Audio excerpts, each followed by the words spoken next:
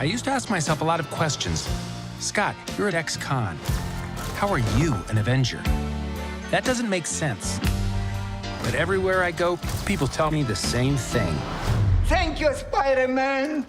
At the beginning of the movie, Scott Lang is kind of looking in the rearview mirror, right? He's been elected by the other Avengers to write a book about the battle with Thanos, and also to sort of talk about his journey becoming a hero. So he's resting on his laurels a little bit. And Hope Van Dyne has sort of taken over Pym-Tech and turned it into the Pym Van Dyne Foundation, right? So she's using the Pym particle technology for humanitarian goals all around the world. So they're suddenly like thrust into this situation very suddenly and drawn into the quantum realm.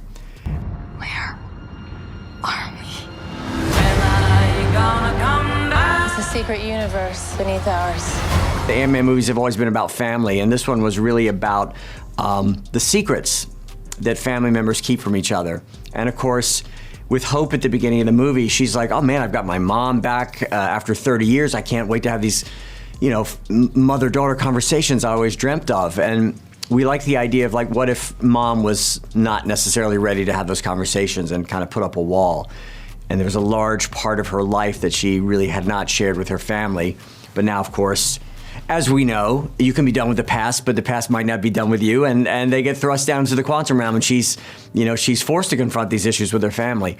So we find them at a point where, Ant-Man and the Wasp are kind of comfortable. They're doing great as a couple.